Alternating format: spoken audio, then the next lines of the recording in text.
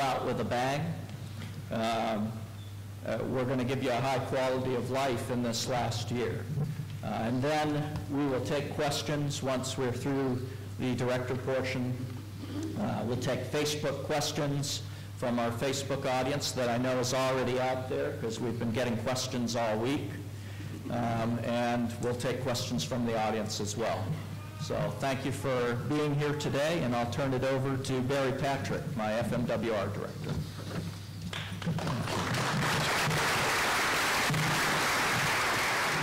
Good morning, I'm Barry Patrick. I'm the Director of Family, Wildlife, and Recreation for USAG Baden-Wuerttemberg. And thank you, Colonel. We are very excited about this year.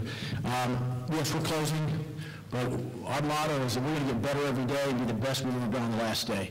Our plan is to give you high-quality services and programs right up to the very last day within our available resources and staffing. And I'm happy to announce today we have several new things we're continuing to do. One of those is we've expanded breakfast opportunities. We've had several people move to PHV, into the barracks, in the hotel. Offices have moved here, and there was a request for more breakfast opportunities. So the bowling center is now open, and we open it up starting this week, Monday through Friday from 7 in the morning till 10 for a fully cooked breakfast with eggs and French toast and things like that. Just to add to the selections and opportunities for you here on the post. Additionally, the Copper Lounge right here in this building, directly behind these panels, was a beautiful lounge and room that we were sitting locked and closed and underutilized. And several weeks ago, we began opening that Monday through Friday from 4 to 7. And we invite you to come out. We've been having socials and special events there. We'll continue to do that throughout next year. Additionally, we've made some changes. I hope you saw the lobby when you came in. If you've not been here recently, we've expanded and upgraded the lobby here to the Village Pavilion Community Center. We've added free Wi-Fi here in the building, and so you can come in, have a cup of coffee with our new coffee machine there, use it in the classrooms and back here in the Copper Lounge, and break out your tablet, your laptop, and whatever device you have, and have access to the internet. We've also added a full-service information tours and reservations office right inside the door. We moved the VAT tax office inside the further area around the corner. And inside that little glass bubble, we have ACS has an information and referral service there. We have job information, resume assistance, all kinds of services in there, as well as you can buy tickets. You can buy tours to various locations around the area and around the community area around Heidelberg, and many other things in that new facility. The next thing we've done is the Village Grill. That normally would close in the evenings at 9 o'clock. And the community said, you know, we really need a place here that has after hours where we can have a beer, get a hot dog or a basket of chicken wings, those kind of things. So we listened, and so what we've done is we've added additional hours. The Village Grill is now open until 11 o'clock during the week. After 8 o'clock, you can still get food up until 11. The grill, the bar will be open until 12.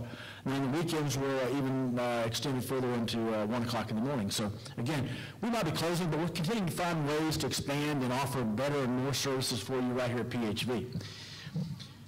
The next thing that we're doing, and we have done, in anticipation of the dental medical clinic consolidation, we were going to vacate the Lion's Den. And late in this plan that came out, we were already in the process of consolidating our youth center, and we had the luxury over the years of having 2 youth centers, one for teens at the high school level and one for teens at the middle school level. And based on staffing needs and facilities and the original plan to relocate the dental and medical clinic into a part of that building, we've consolidated the youth center into the middle school location, which is formerly called the Pearson Building. Seems to be working well. We're getting good feedback. There is a special room dedicated for the high school students only, and the rest of the building is available with computers, assistance with homework, and snacks and a variety of things in the youth center. The next bullet is I want to talk about the Child Youth Services fee policy. Many of you that have children in our programs, we released a letter last week announcing that as we do typically every year, the Department of Defense fees for Child Youth Services will change on 1 October. In addition to that change this year, there was initial information that was given that those Army Family Covenant discounts and special benefits that you have been getting for several years were going to go away.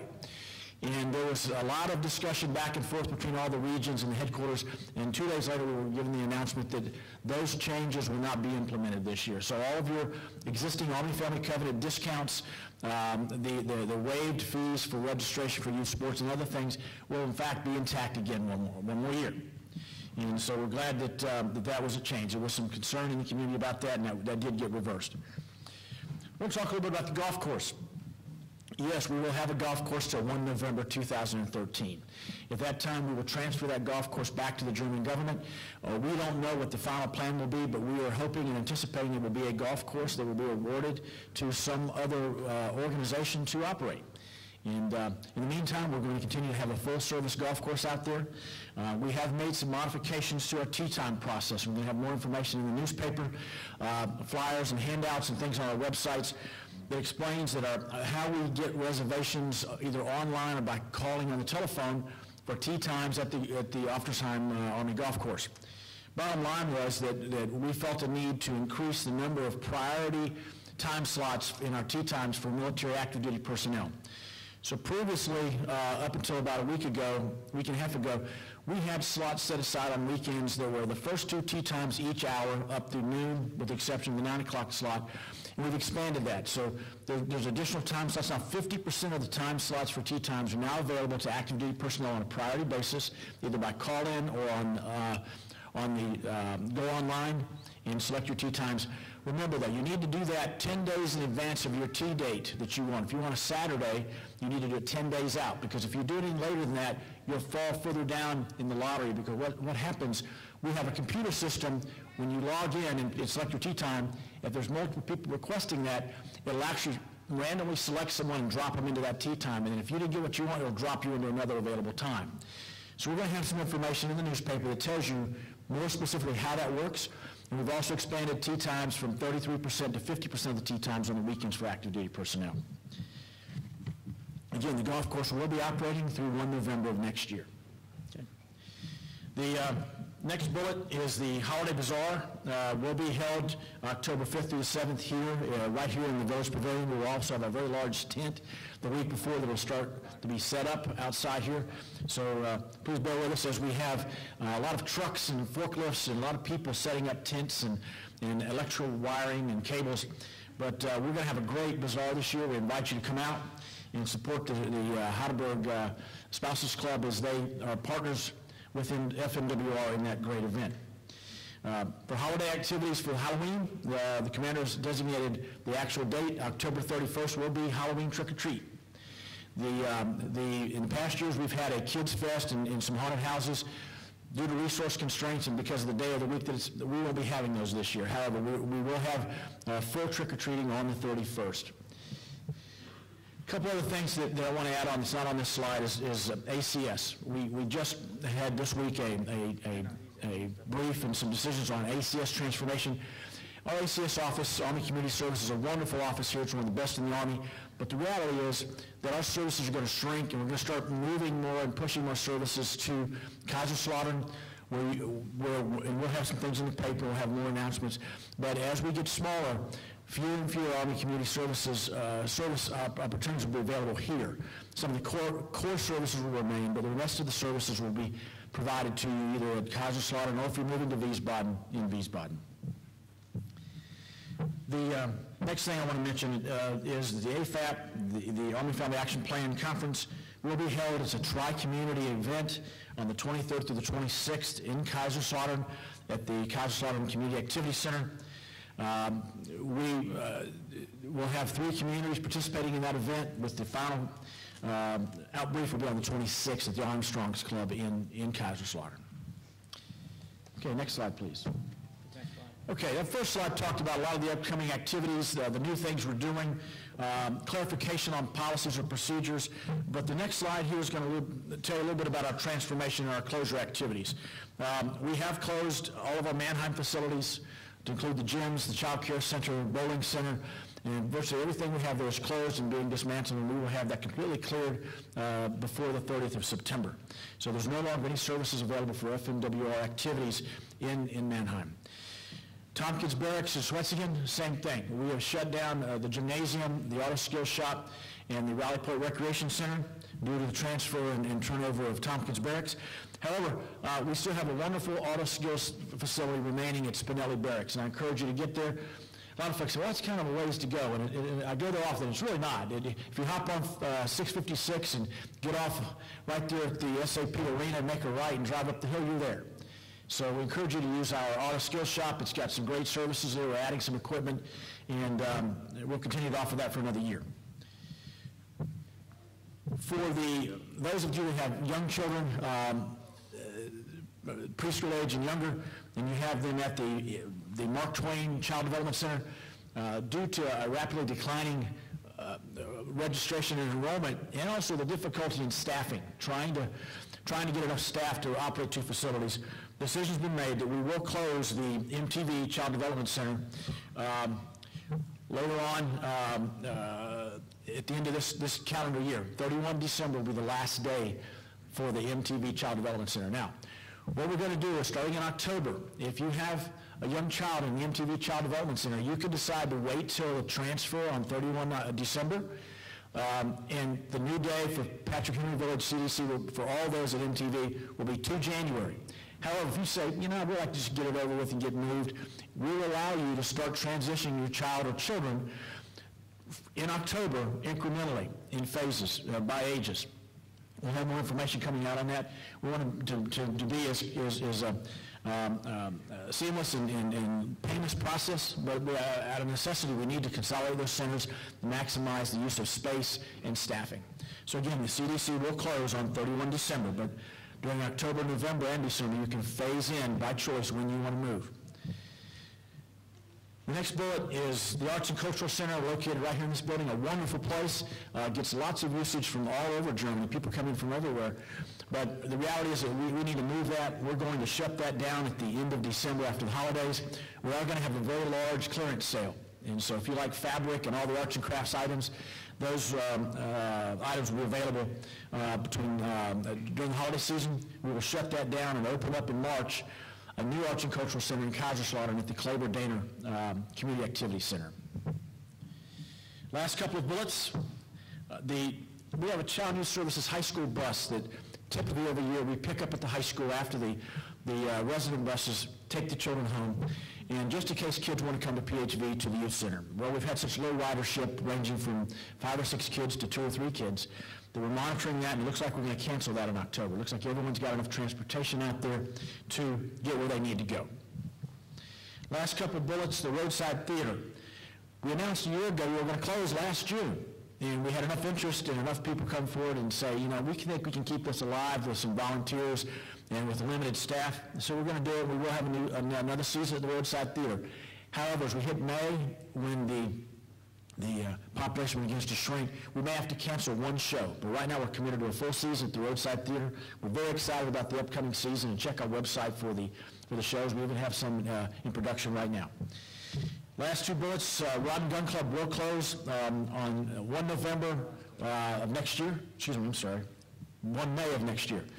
And that is timed with the JMTC move out of the actual military range there, so we will also shut down services there as well. And as I mentioned earlier, the golf course will transfer on 1 November. Last 2 things. As a colonel mentioned, we're going to go out with a bang. We're going to have a major event. It'll replicate 4th of July. It'll look like 4th of July with the stage, food, tents, rides, fireworks, the whole package. And that's going to be the week of 1 through 9 June. That big event will be on the 8th, which is a Saturday. We'll also have a black tie ball here in this building, and a whole week long of events that will include USO and DECA and the Exchange and many organizations throughout the community putting on their own individual events. So that's going to be the Farewell to Heidelberg event. We're going to have more things out very soon. We have a planning committee now. And as the colonel mentioned, we're going to go out with a bang. It's going to be a great week. It's tied with the high school graduation, and we're excited about that event. Last thing I want to mention is the challenges of keeping facilities open. If we need help, if you have you or family members that are looking for part-time jobs, as people leave and you're going to be here, we need you to come see us to help us keep facilities open. So we're going to have jobs available up through the closure. So please keep an eye on USA Jobs. We have jobs, and we'll continue to have jobs right up through closure. And again, thanks for all your support, and that's subject to any questions, the update from FMWR.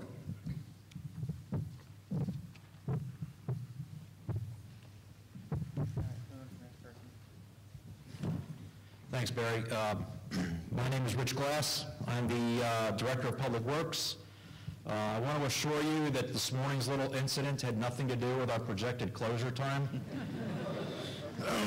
Sometimes infrastructure that's 70 years old just kind of wears out on you. We did isolate the issue. For those of you that have soccer kids, there's a transformer station over here at the end of Brandywine. We had a switch that went bad. We've got that bypass. You can see the power's back on again. Life is good, and we'll continue to drive on. The Mannheim Self-Help Store and the Storage Centers are both closed. They were formerly located on Funari Barracks. We shut those down around the end of July. However, we used the inventory that was left over from the Mannheim centers and brought them over here to Heidelberg, and we're now standing up the relocated Self-Help Store. Behind the bowling alley and the PHV shopette, there's a barber shop, a beauty salon. Right beside that location was an empty center with some garages and so forth. We're relocating the Self-Help Store to that point. We think that'll be a little bit easier, especially for the residents here on PHV, to be able to get to. We've got it stocked now. It'll officially reopen on the 1st of October, that Monday. And then at that point in time, we'll shut down the Self-Help Store on the DPW compound and move the rest of that inventory out to here. So there won't be any break or any loss of service. The store hours will remain the same. It'll continue to be open on Saturdays and so forth. So we're getting that taken care of here in the fall. As the Colonel mentioned, MTV, the northeastern section across the street from the chapel, has been closed and has been vacated. We're slowly clearing out the rest of the eastern side of MTV, and we expect those two sections and also the four buildings and the former library on Sickingen plots to return to the German authorities later on this fall. In fact, on the Monday, on the 10th of September, the Lord Mayor of Heidelberg is going to have a brief presentation over at the chapel, and they're looking at using those buildings almost immediately for occupancy by Heidelberg University students. So that's pretty good that in a short turnaround time they'll be able to reuse those buildings once again. The community fall cleanup is scheduled for the 5th to the 9th of November. The emphasis we'd like to make this year is for household hazardous waste collection. We found, as we were opening some storage rooms in the basements of stairwells in Mannheim, lo and behold, there's cans of turpentine or motor oil or things that had been left behind from self-help projects that were done years and years and years ago. So we'd like to make an emphasis this year that as you're doing fall cleanup, you kind of take a look at the storage areas, your sheds, your basement storage rooms, your supply rooms and whatnot, and get some of those hazardous materials collected up, gathered up, taken out to our recycling center here on PHV, and get that stuff turned in lieu of waiting until next summer when everyone's in a panic and they're trying to move out of here. We'll have an MOI put out on fall cleanup. The recycling center will be open on Friday the 9th, which is a training holiday. It'll be open on Saturday the 10th, and then it'll also be open on Monday the 12th, which is the training holiday for Veterans Day. So plenty of opportunity for you to unload your hazardous materials and so forth. I just want to make an emphasis here that if you have issues that require immediate correction, the service order desk is open on working hours at those numbers available. If you have an issue after duty hours, you contact 115. That rings the fire alarm center over at the airfield. They get in touch with we have someone from the DPW staff that is on call every night, and they get the phone lines, and then we can coordinate with the contractors and so forth. I don't have up here our online service order. It's a link off of the Garrison website, but what I'll do is back on the Facebook page, I'll actually post that online. As I did the updates this morning for the power outage, I did include the online link, but I'll go ahead and make sure that it's on there again. Okay, next slide. Next slide. No, it's still mine. The postal consolidation project is continuing over at the the former thrift shop in the parking lot there beside the theater and the tennis courts. Structural work is ongoing, holes are cutting, trees are coming down, and all kinds of good things are happening. The mailboxes are scheduled to be moved shortly. That'll be completed the end of September, and then with a couple of minor things that the post office folks have to do, should be opening back online middle of October. And I think we've all got flyers that talks about that. We want to analyze, we want to hear from what your future needs or intended uses will be for the sort center and the recycling point, the reissue point. Currently right now as you drive in on the right-hand side, that little cube building there, you could drop off and or pick up reusable household items, at no cost. We want to know what your future use is going to be. If it's going to be to just simply drop things off as you're moving and shipping out, or if you think you're actually going to still need an old coffee pot or something like that. We've got a customer survey up on the ICE website at the address that's shown there. It'll run for a couple of more weeks to about the end of September timeframe. So please go ahead and fill it out. Give us your feedback. Let us know what your future uses are going to be. That'll enable us to staff and operate accordingly. Along those lines, we've had some incidences at the sort center lately where we have found old BDUs or desert camos with patches and so forth still attached. Just want to remind everyone that as you're unloading your old uniforms, that they have to either be shredded or burned and somehow made unserviceable and unusable again. You can put them into the trash dumpster because that ends up going to the incinerator. However, before it gets to the incinerator, you never really know where that stuff's going to go. So please do the due diligence to shred your uniforms or tear them apart or rip them up. Use them to tie up your tomato steaks or something like that. One last note that's up here then, last night was kind of chilly. I think it was the first night I had to close the door to keep the breeze coming in the bedroom. Please make sure that your basement windows and doors are being closed at night so that little four-legged creatures don't burrow into the washrooms and so forth, your storage rooms in the basement, and suddenly develop a home down there. Just take the time to make sure your windows and all those other things are closed. As we continue through the next year, I just want to reassure everyone that our services will continue at the level that they were this year, barring any power outages again. We'll continue to cut the grass, we'll continue to pick up the trash, we'll continue to do the maintenance and repair type projects that we need to do. And we fully intend on staffing and executing that work through the rest of FY13. Thank you very much.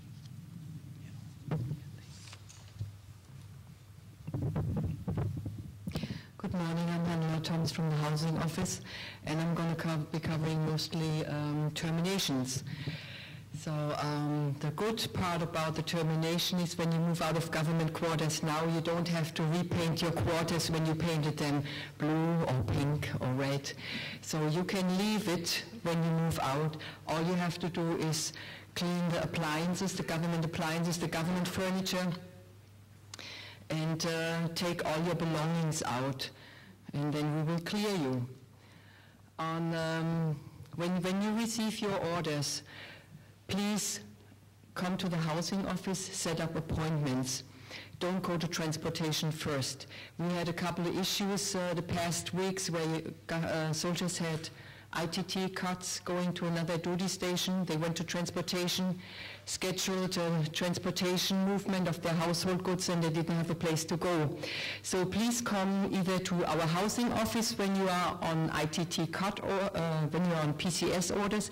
When you have an ITT cut orders, then please go to the gaining housing office. The gaining housing office can add you to the waiting list up to 60 days in advance. So as soon as you receive your orders, go to the gaining housing office. Once you have quarters, then go to transportation and schedule your move. This should be a door-to-door move, and storage should not be involved. When you PCS to the States, you need to request most likely loaner furniture. So this is another issue we ran into a couple of times, is soldiers, they don't request loaner furnitures. They come the day the household goods were picked up, they come to the housing office and say, I need loaner furniture, I don't have a bed to sleep on. So please, when you schedule your termination appointments, we need to also schedule your loaner furniture delivery. One thing that is not on the slides is a barracks. The barracks office at the in and out processing center will move to the housing office as of next week. The transition will be with 2 weeks. Will be published that at the Herald Post, so single soldiers will not be serviced after the end of this month at the in and out processing center anymore. They will be serviced at the housing office.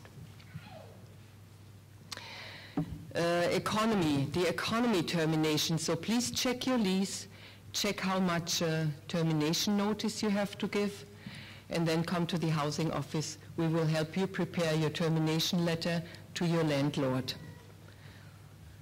When you go to a new duty station like Wiesbaden or Kaiserslautern, and you do want to stay in this area here, we will keep your file until our office closes, and then we will transfer your file to the new duty station. So in any case, just come to the housing office and we will help you move to your new duty station, no matter where it is, to the States or within Germany. This is it. Thank you.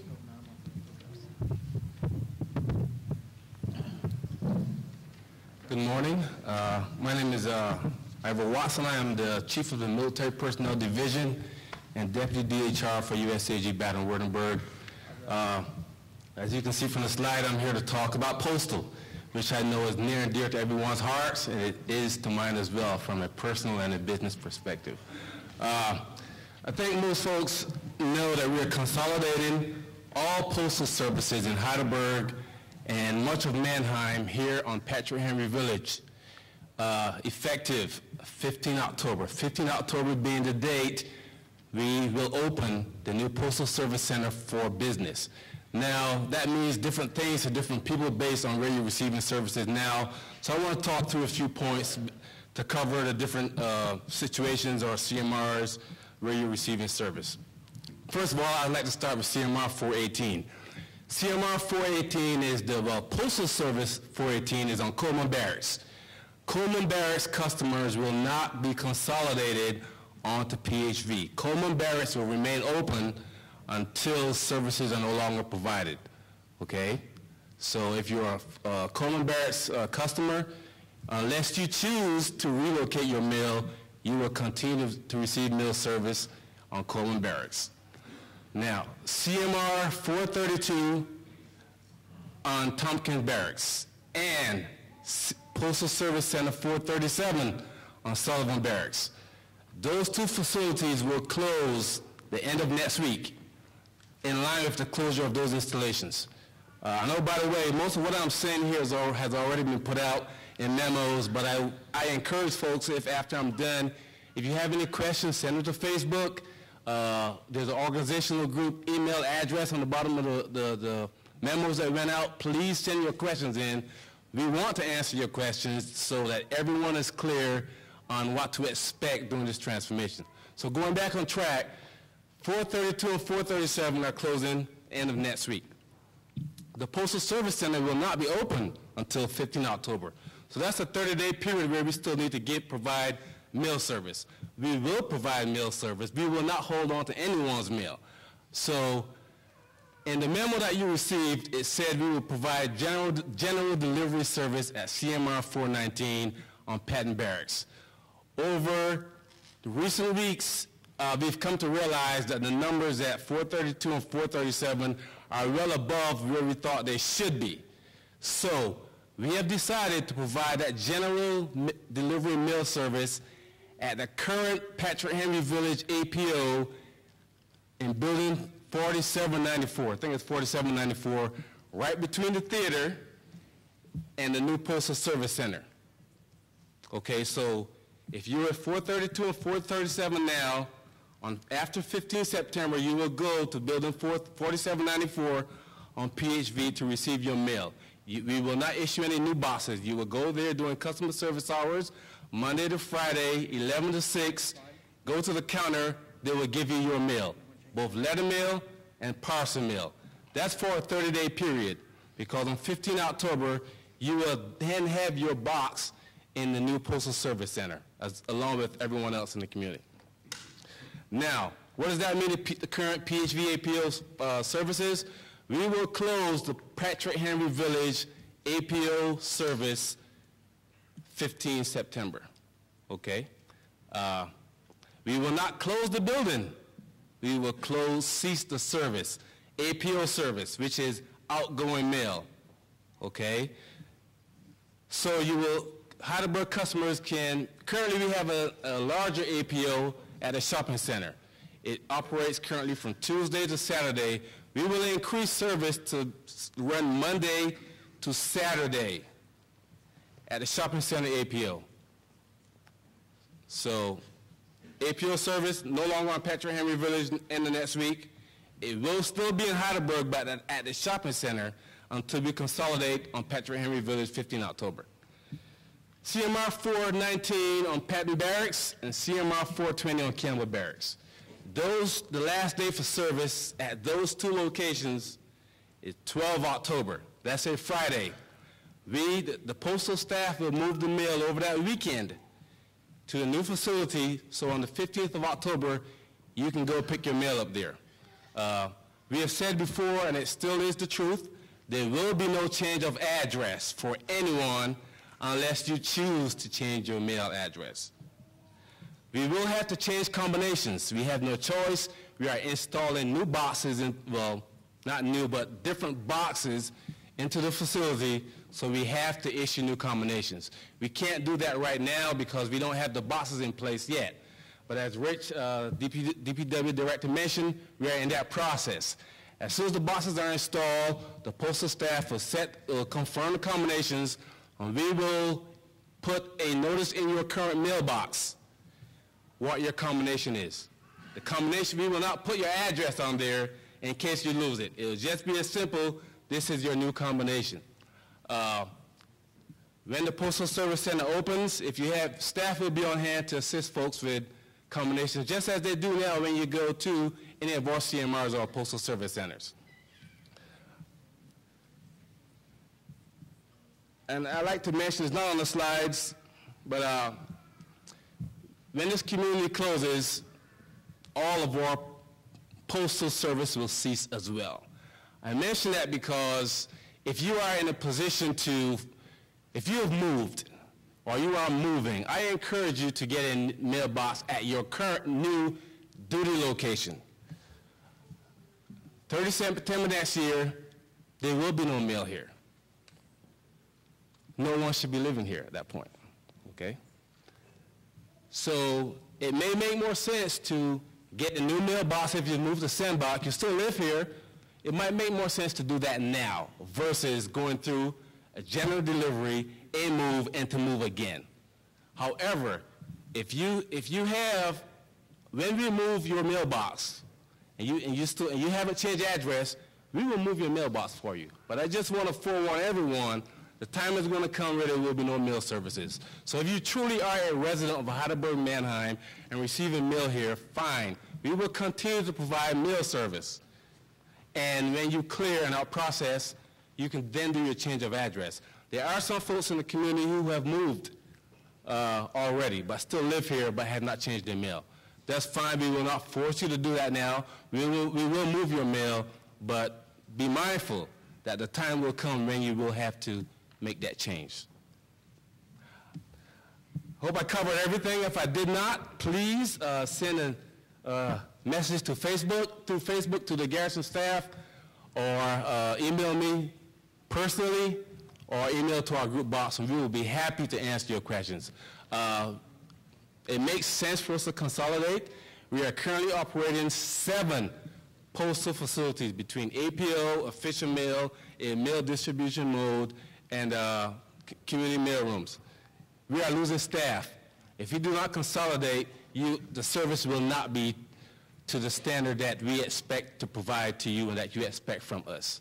It is necessary. As we're going to do this, we're going to do it, the change will be as transparent to you as it possibly can, other than the fact that you now have to go to PHV. We expect to provide you a better service, extended hours, more days of service. It will be a good deal, but this is how we get from here to closure the best way we can. Again, please, if you have any questions, don't hold on to them. Please send them, and we will answer your questions. Thank you very much. Good morning. My name is Chaplain Tom Day. I'm the Baden-Wuerttemberg Garrison Chaplain. As you can see on the slides here, we will have a full slate of services until June next year, along with things like CCD, PWOC, MOPS, CWC, and Bible studies will continue until June next year.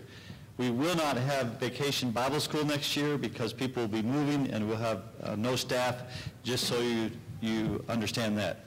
And I think this is, as you know, we've closed Ben Franklin Village Chapel and MTV Chapel, and so all these things are happening at PHV Chapel and Knockgreekton Chapel, but we will have a full slate of services until June next year. And that's all I have. I'll be followed by emergency services. Hi, I'm Melvin Jones, and I'm your friendly neighborhood director of emergency services. I want to point out a new initiative that we have. It's called the Kiss and Drop. Many of you have probably seen this change in the traffic pattern. The purpose of this change is to make it possible for parents to safely drop off their kids while having a continuous flow of traffic and not requiring you to park your car. One of the Kiss and Drop point starts at South Gettysburg, and which is denoted on the map there, and it's a one-way traffic pattern. And then we go on to Little Bighorn, and you can drop off your kids in front of the school. We would ask that you support this initiative because it increases safety for everybody and keeps a continuous flow of traffic. We would ask the parents and children to use crosswalks because we've noticed a lot of people crossing the street in the middle of the street. Next thing I'd like to talk about is the hours of operations, which were in the lower left-hand corner. We have an hour in the morning, 07:15 to 8:15, and 14:15 to 15:15. It's denoted in yellow. Next slide, please. Now I want to talk about a few violations that we've noticed on post. I know everybody out there most of the time loves their kids, and they love their parents' kids, that being you. The regulation requires you to not wear headphones when you're out jogging on post or when you're whether you're in or out of the PT uniform. This is for safety reasons, because if you're listening to your iPod or iPhone or whatever, you can't hear people's emergency warning devices like horns or sirens, and it would be a shame for you to become one of our customers on an unpleasant nature instead of a positive nature. Second thing I want to talk about is helmets. Helmets are required. Basically, if you're not in a car and you got wheels, you need to have a helmet on. And this is for safety purposes, and it's required by A-Reg 190-1. Another thing I'm sure most of you have heard on the radio, these great FM commercials, or seen on TV talking about texting while you're driving. That's not authorized, and it can get you walking real fast.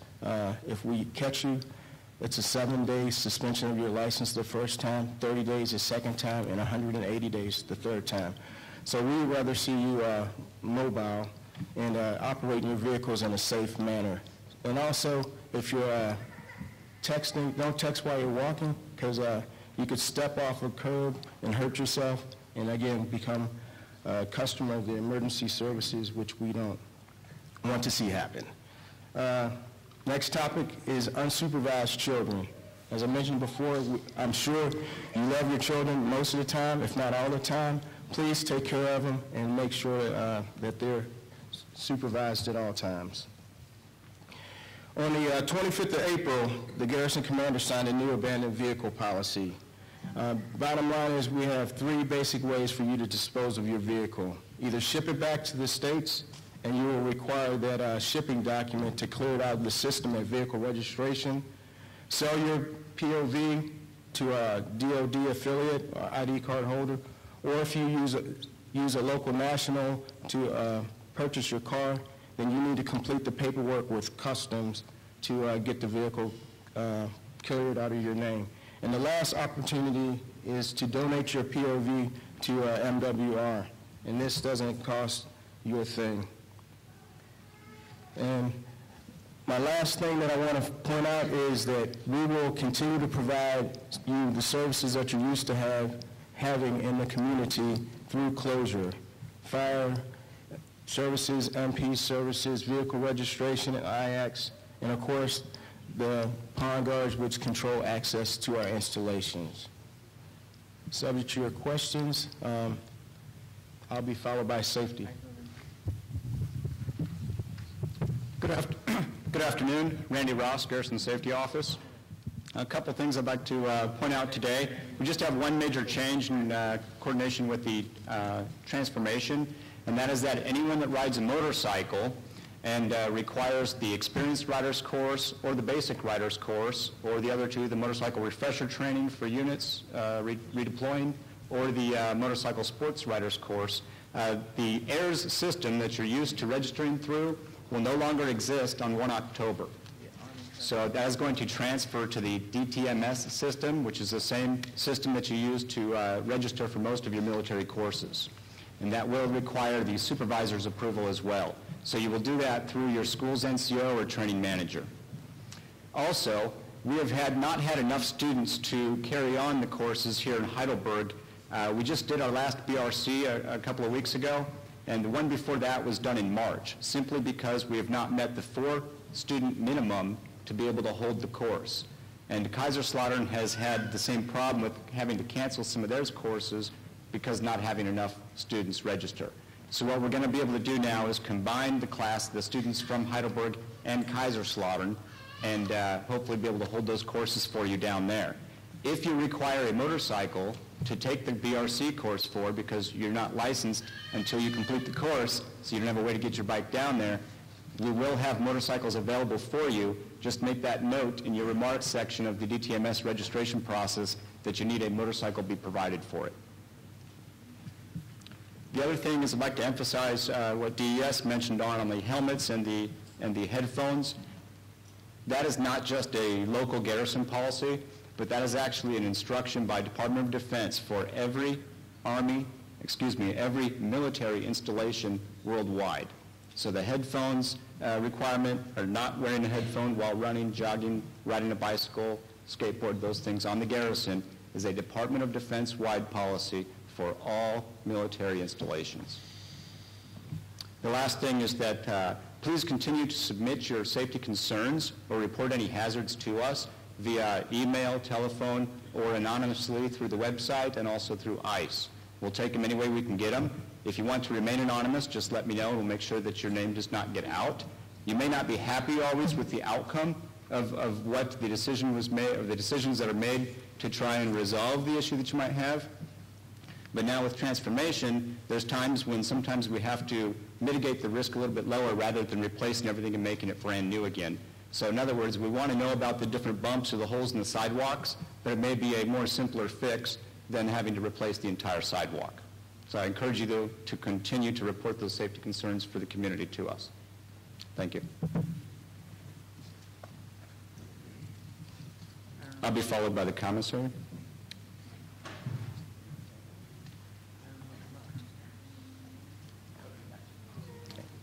Okay, she's not here right now. We'll go on to APHIS. All right, good afternoon. My name is Mark Floyd. I'm the Exchange General Manager for Heidelberg and Stuttgart.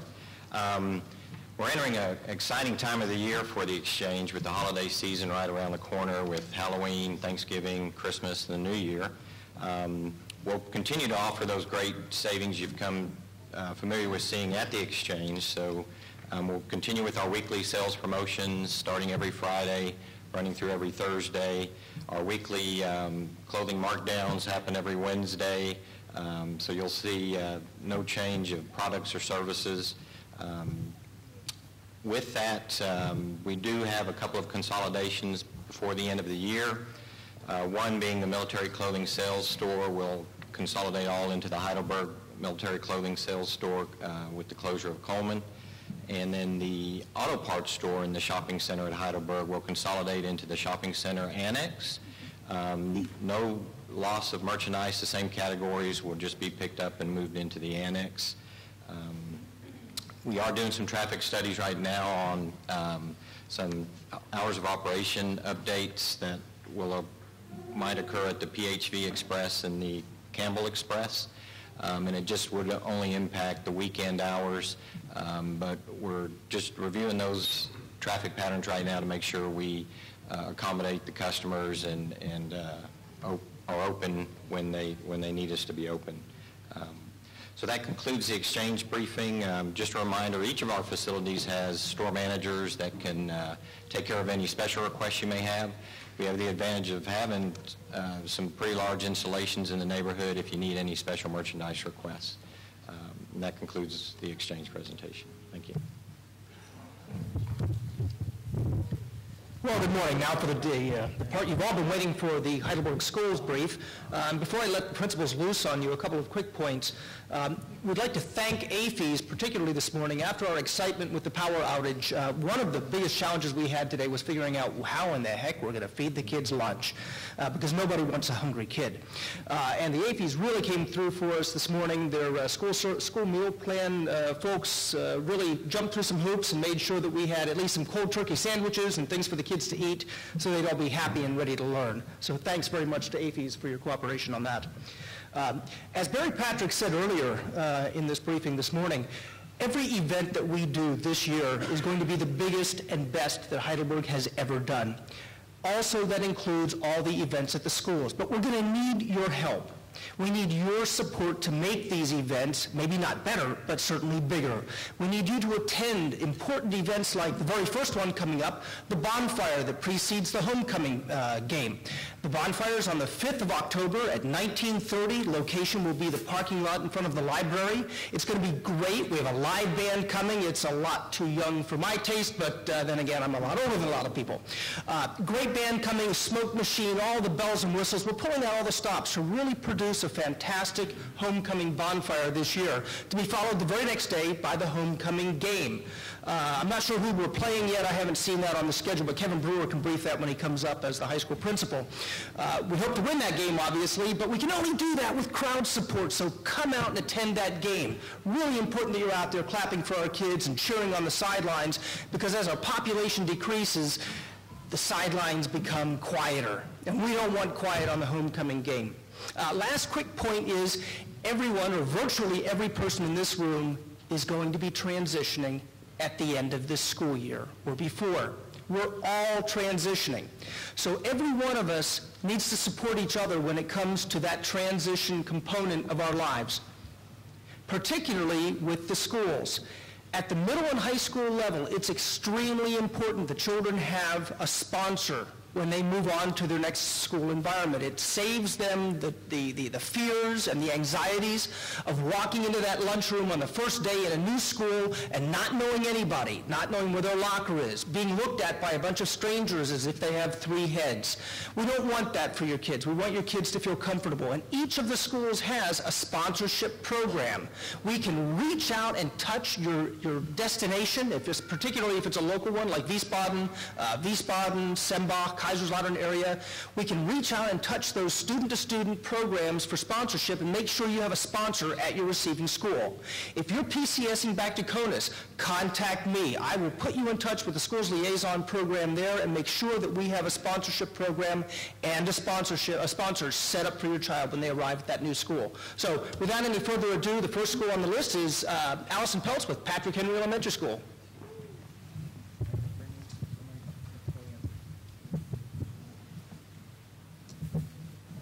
morning. I'm going to be brief, which I'm sure you guys will appreciate.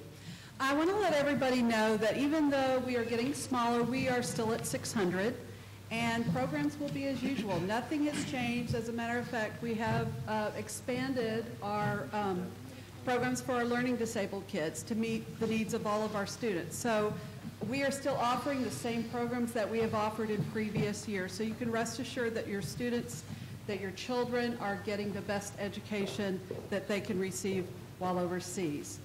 I want to just touch briefly on our new Fueling the Future initiative. We have a wonderful community volunteer, Nicole Leff, who has worked with us, and this was part of the Fueling the Team initiative, and we just decided to bring it to kids because the research shows that students who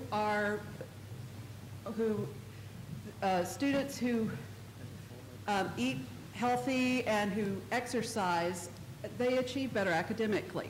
And I know that's important to all of us, as well as being a quality of life issue. So we're approaching this through nutrition education, which we've correlated with our health standards in our schools. And we've had a lot of support. We've had Lieutenant General and Mrs. Hertling come and do an initiation, or our initiative wellness forum and wellness walk with our students. And that was a really exciting activity for us.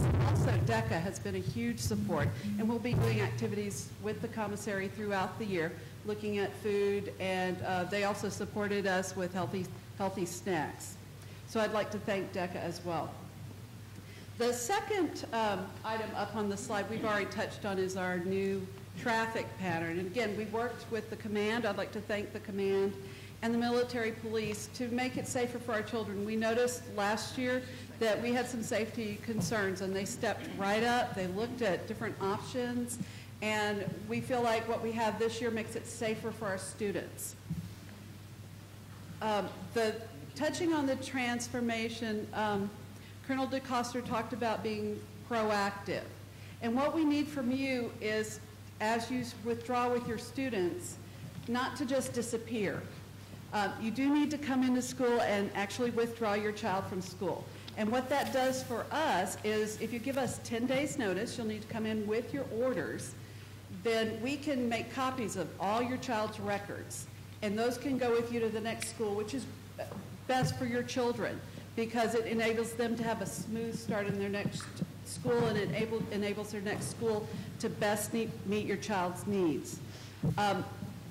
We do ask that you come in 10 days in advance with orders. That's critical for us, and we will have the copies of records. If you leave without doing that, your receiving school can request those records, but it takes a lot longer. So it's better for your children if you do that in advance. If you're going to another DOD school, then if we know where you're going, those records will be sent to that DOD school. If you're not going to another DOD school, your records will be held in Wiesbaden at our area office. So it's really critical for your child's success in their new school that you are proactively engaged in coming in, withdrawing your school, if you know, letting us know where you're going, because that will help your child as they transition, and that's critical. I'm not going to read the rest of these dates. I do want to point out that we have a partnership with our parent-to-parent organization where they do monthly topics, and our first one is your child's academic success, and they just give tips, and we do this monthly. We have coffee and just sit around and chat. I'm also there so that if you have any questions about school, that's an opportunity for you to chat in a small group forum. So thank you.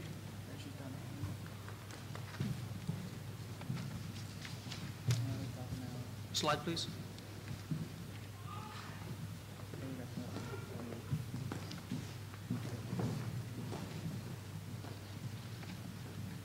Good afternoon. I'm Stephanie Elside. I'm the principal at Heidelberg Middle School. On the slide, we have a few upcoming events, but I'd like to share a little bit of information that's not on the slides. The school is back in session, and our Panthers are happy. One of the things that we do at Heidelberg Middle School in an effort to improve our team building and fun with exercise. My students like to line dance, so you are always welcome to come out and join us in the mornings when we do a little line dancing.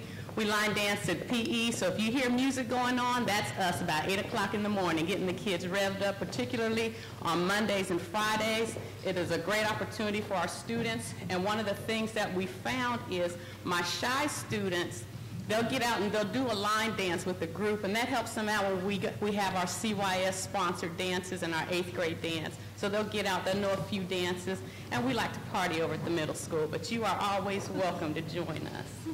Beginning on Monday, the 10th of September, we will not have a crosswalk monitor.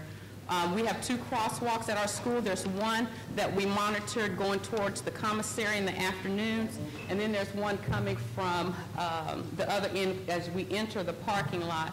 But due to our staffing, we will not be manning those crosswalks, so please talk to your kids about making sure that they stop and look before they step into those crosswalks, because our kids, they'll just walk and keep going. So please have them be mindful of the crosswalks, and for us driving to slow down when we're coming through those school zones.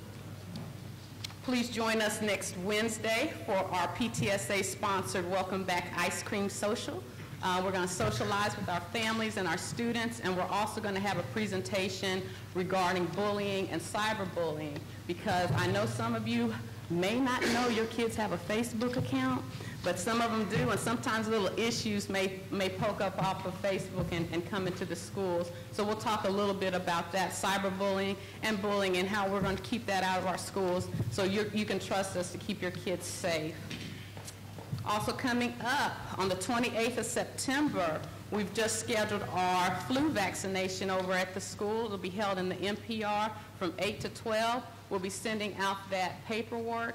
And I will say thank you very much, parents, for being so supportive and understanding as we've had technology issues for the last week and a half at our schools. We've had no internet, no Outlook, so some of you are trying to reach us. I know my teachers have been going, oh, how am I going to communicate with the parents? What am I going to do? And I said, guess what? Run it off and send it home with the kids. We haven't done that in a long time. Everything's been by email, so we've had to send a few things home. So check your students' backpacks, because we've sent a few things home on paper because our internet is down.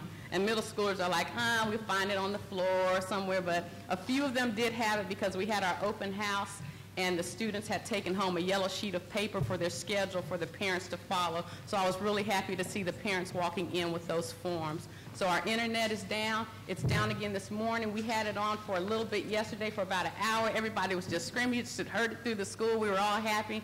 This morning with the electricity going off, it's back down, so I don't know if it's on. If it'll be on next week, we'll be hopeful. So please bear with us as we have those issues. The school is running. The kids are doing very well. One of the things that it impacted, not having our technology, is we can't get into the information center up in our library. So our database is down, so my kids haven't been able to check out books. So hopefully we'll have that up and running soon.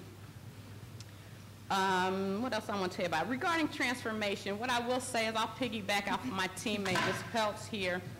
What we're going to do this year, even though we're closing, we're going to maintain the momentum at Heidelberg Middle School. We have fabulous programs for our middle schoolers. Like I told them this morning, even though there was no electricity, we still come to school to learn. I opened the doors up so the students knew that the school was open. Our phones were working. I took a few phone calls from parents, but just because the school is closing down in June, that doesn't stop us from learning. We still expect to challenge our students, and we expect them to do their best. I expect my staff to do their best, and you can expect the best from me. I'm probably my worst critic. I have high expectations for the kids and my staff members. So we really want our kids to enjoy this year. One of the things that I've found with closing schools, the kids never want to be the last one. All their friends leave, so we're going to be there for our students emotionally as their peers leave. So it's going to be a tough year, but we're going to have a great time. I've already talked with some of my 8th graders because they've approached me wanting a winter formal. So we're talking about that. So we're going to party this school year, but I tell you, we're going to keep the books going. But I do need your support and staying on the kids, because when they come home and say, oh, no, I don't have any homework, go, let me check with Mr. Elside. I need to contact the teachers, because we're going to go business as usual, and we're going to make sure our kids are prepared for wherever they go when they leave us in June. And my final thing is, please come out and join us at the school. We're going to have a great time this year. Parents, I have an open door policy. If you have any questions for me, please do not hesitate. Come out and see me. Join us at the school. The middle school is the best place to be. And I'm going to be followed by my teammate, Mr. Brewer from the high school.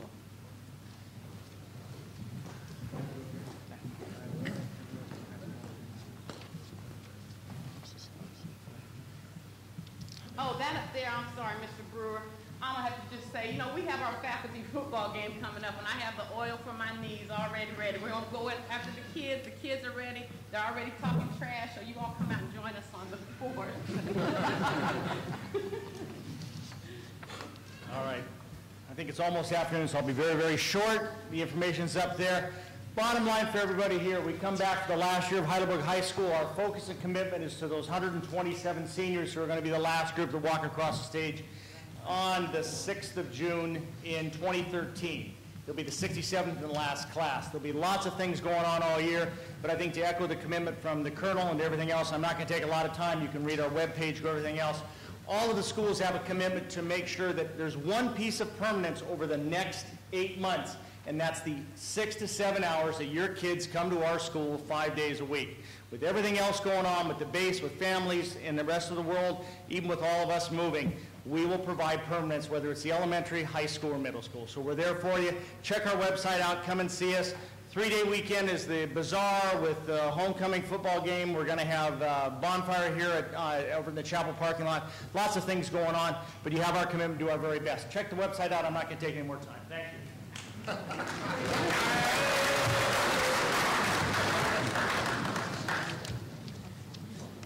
Good afternoon. I'm Lieutenant Colonel Rachel Smith.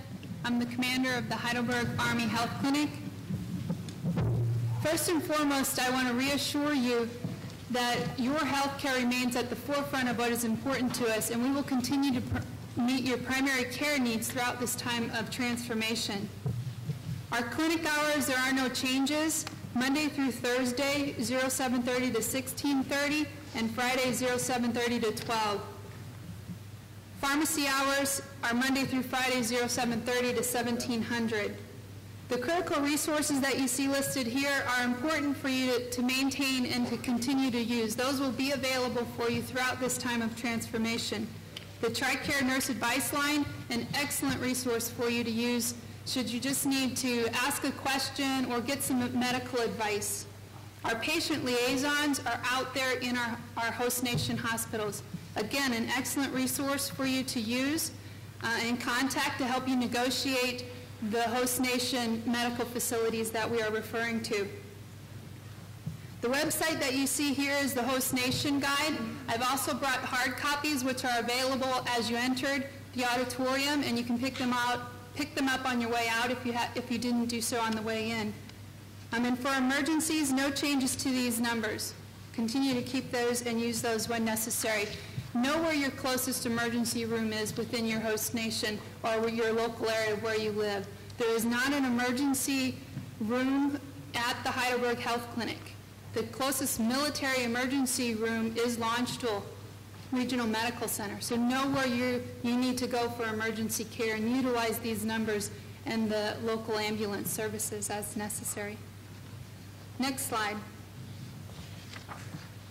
These are some of our other critical resources. I want to encourage everyone to please update your DEERs as we go through this transformation. It's going to be important as your addresses and your phone numbers change. This is how we are able to communicate with you. If your DEERs is not updated, then we're calling wrong numbers or we're mailing out medical information or pamphlets to wrong addresses. So please continue to update your DEERs information.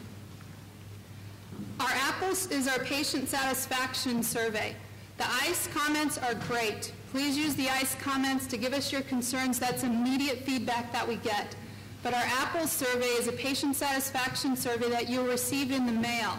This is a survey that's very important to us, especially if you are satisfied with our care and you fill this out.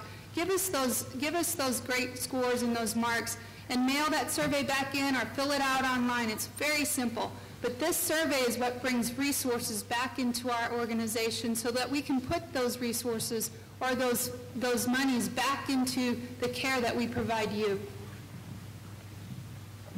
The TRICARE online service, again, an excellent resource for you to use. No change in that service that we've been providing. One thing that we are hearing as we continue to go out into the host nation care, that there are some concerns that you have. We do have a grievance process. All of the host nation facilities are vetted through ISOS. And so that's important that we get those concerns that you have through that system. We do also have a flyer in the back that will help you walk through this process, or you can simply contact Sergeant First Class Miller in the TRICARE office. The information that we provided as a handout here in the auditorium, you can pick up, and that has his contact information and walks you through that process. Some of our upcoming events, we have the influenza vaccination, which are now available, and we're doing many campaigns throughout the flu season. As you saw when you walked in, we had the flu mist offered for all of you who are 49 and under, 49 and younger. So if you did not get that coming in, please take the time and get that flu mist as you leave here today. It's important, and we need to ensure that we get everyone vaccinated. We will be offering other campaigns throughout the year, and again, this will be posted through our PAO. We'll put that information out to the community in the Herald Post and various other forums.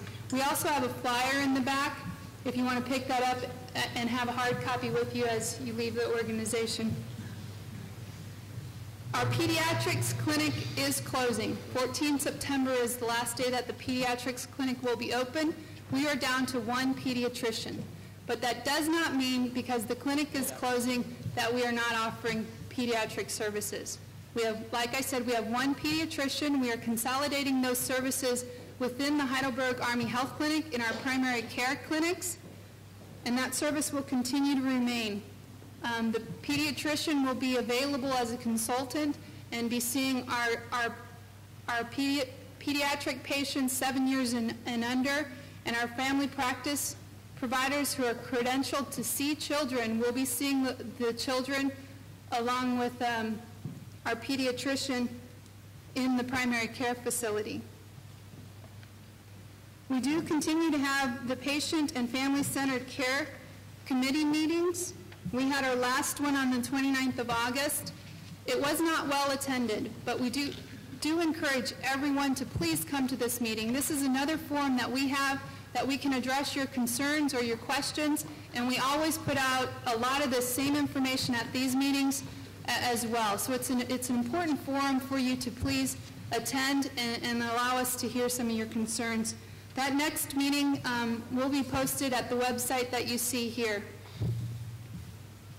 The Coleman Troop Medical Clinic out on Coleman Barracks was providing sick call services. It's scheduled to end those sick call services on the 30th of September. This is not any change. We've been advertising this. It's just a more efficient and effective use of our resources to provide the full spectrum of care for our patients at the Heidelberg Health Clinic. This closure also will not impact the confinement facility. We will continue to provide that care that we've been providing out there from the Heidelberg Health Clinic. We've been doing that, and we'll continue that service. Our Retiree Appreciation Day is on the 13th of October. It's going to be a great event. It's another forum that we have to communicate with our community and ensure that our information is getting out to our patients. We will also offer the flu vaccine there at that time, as well as the pneumonia vaccine for those patients who are 65 and older. I've had questions on the EF&P travel screening. You don't see it on the flyer here, but I do want to just address that. We did a program as we were closing the Mannheim Clinic, as well as downsizing the Coleman Troop Medical Clinic, working with some of the tenant units out there, offering a mass EFMP screening process. As everyone is as transformation is going on and all the units are moving, there is still the requirement for that travel screening. So we encourage all the units to get in contact with us, and if you are wanting a mass EFMP screening process for your unit, we are willing to do that and coordinate that with you. We do also continue to offer the EFMP screening for families within the Heidelberg Army Health Clinic. And again, we have some information and a flyer at the back of the auditorium if you wanted to take that with you. And all of those things that we're offering here as hard copies today, we will ensure that we get out on our website and get those things posted through our PAO. And again, I just want to reassure everyone that throughout the time of transformation and as we draw down our healthcare services, we will continue to meet your primary care needs in the Baden-Württemberg community, as well as get the information out to you as timely as possible to manage your expectations on what you can expect for healthcare services in Baden-Württemberg. Next slide. I'll be followed by Ms. Velez, the Suicide Prevention Program Manager. Good afternoon, everyone. Though suicide is a problem that we address daily and contribute to the mission of suicide prevention and resiliency is something that we do daily, September is recognized as Suicide Prevention Month in the Army. And this 20 September, we'll be hosting a suicide prevention stand-down Army-wide. And the theme of it is We Stand Up for Life. And I'm going to highlight two opportunities that we have to contribute and participate in this. The first is the 14th of September. The 18th of September, my apologies, and that is the terrain walk that we will be hosting. And it's an opportunity for leaders to come and visit all of the different resiliency and type resources we have here in our community. As we discuss transformation and what isn't available on some occasions, there's a great deal of resources that are still available.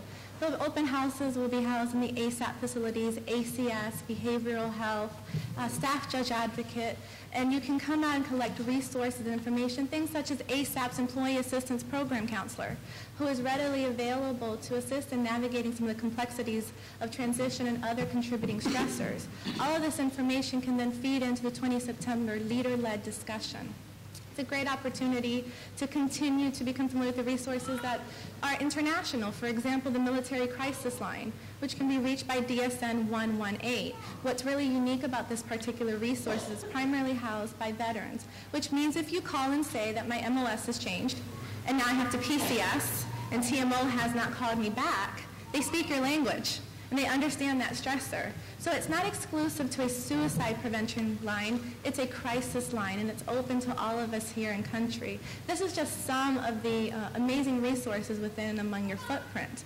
Now on 20 September is the actual stand down day, in which commands and units have been provided guidance and are encouraged to talk and meet individually. But in addition to that, the garrison is hosting a health forum, a health fair, another opportunity for you to come out and meet some highly engaging individuals, collect more resources, more information, and take time to become familiar. And you'll notice that we're talking about a lot of different agencies. That's because when we look at the suicide prevention mission, we're not talking linear, not only the act and the completion and the ideations, but we're talking about all of the things that may contribute, as well as those items that build resiliency and rapport and start developing relationships. One of our greatest resources is ourselves, and how we can talk to another individual. Hello, and how are you doing has become interchangeable. Hey, how are you? Well, this is an opportunity to plant your feet and take that time to talk to one another and have an opportunity to build that relationship that can contribute to the resiliency. In the interest of brevity, that's all I have. Thank you.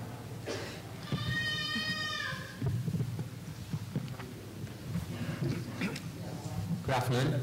My name is Lieutenant Colonel Kyung Kim. I'm the Heidelberg Dental Clinic Commander. It's a privilege to serve the community, and I'm also the prosthodontist in PHV Dental Clinic. I see some of my patients in the audience already, who are sitting beside me, not beside me, next to me. The exam and sick call daily hours are from 07:30 to 10:30. We have it, the clinic is open until 11:30 in the morning, but we like to have the patients come by 10:30 so we have time to serve you guys. family member scheduled exam appointments are 48 hours out. We always look for space available to serve the family members, but the active duties have priority. The pediatric dentist opened up her appointment book, and she will schedule 15 years and younger for the exam. And lastly, the Heidelberg Hospital Dental Clinic will close by 30th of September, but the move has already initiated. So the surgeons, the oral surgeon and the periodontist will be coming to PHV next week or week after. So there'll be some break in service, so be patient with us. So at the end, we'll have all the dental services in PHV Dental Clinic. So it'll make it simple for you guys to just come and visit PHV Dental Clinic.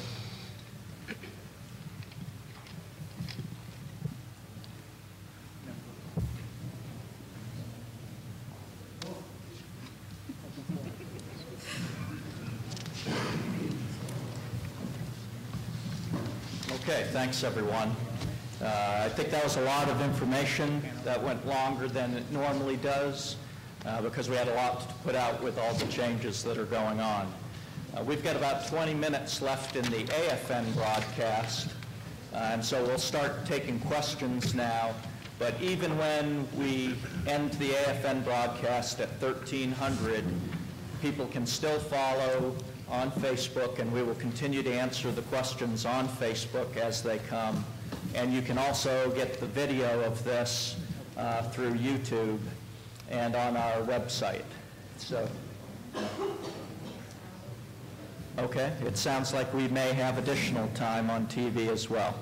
So let's begin with the questions.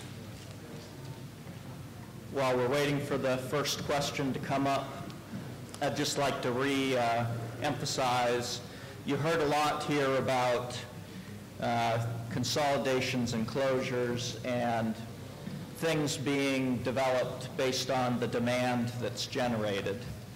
And so I just always like to encourage people to do something I call vote with your feet.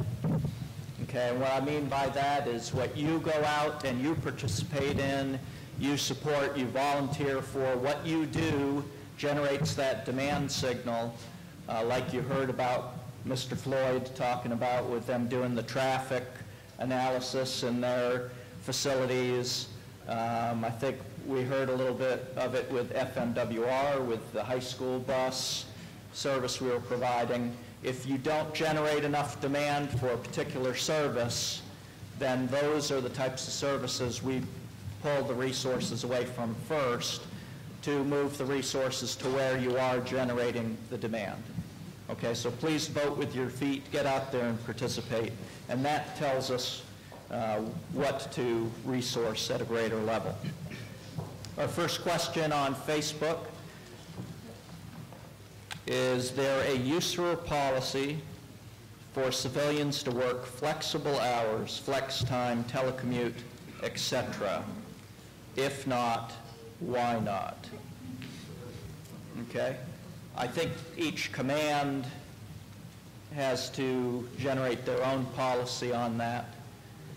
I'm not sure if USAG has a written policy.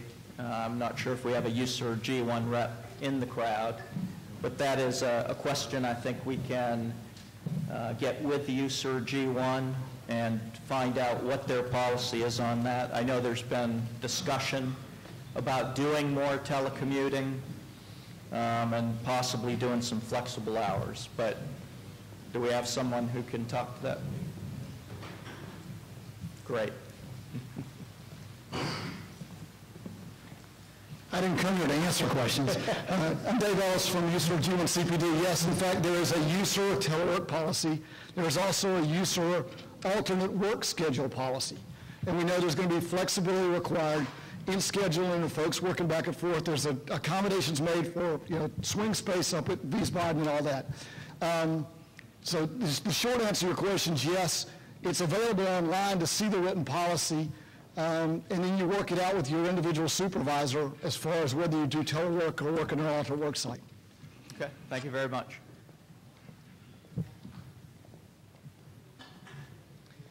Second question, since we have nobody from the crowd who wants to ask a question yet. Get your bravery up and come ask me a question. Another question from Anonymous. Can we get bus transportation to work from Heidelberg to other locations if we choose to not move from Heidelberg? So I'd tell you the basic answer on that is no. I'll qualify that, though. Units are making arrangements during the time that they're doing operations from multiple locations, split operations. So, for example, USAG already has a bus service that they provide, shuttling employees in between Wiesbaden and Heidelberg. So that is ongoing for the units that are doing split-based operations, and units will continue to do that. We've been in discussion with the confinement facility and the TNOSC and some of those units that will work out at the work sites. The reason I say no, though, is when the garrison closes 30 September 2013, the garrison will not be providing that type of bus service, and I think that's kind of what the intent of the question was. You need to move to the gaining location if you want individual logistics support. There will be no services here beyond 30 September 2013. So your unit may develop some unit-provided transportation to get you from your new gaining location to your work site. But there will be no garrison here providing a bus service, a standard bus, shuttle bus to Heidelberg or Wiesbaden. So work those issues with your unit if you have an intent to stay in this area beyond when your unit is moving. Another anonymous question. Will USAG registration, AFES, approve an increase in fuel allowance due to the commute from Heidelberg to Wiesbaden? And who needs to be contacted?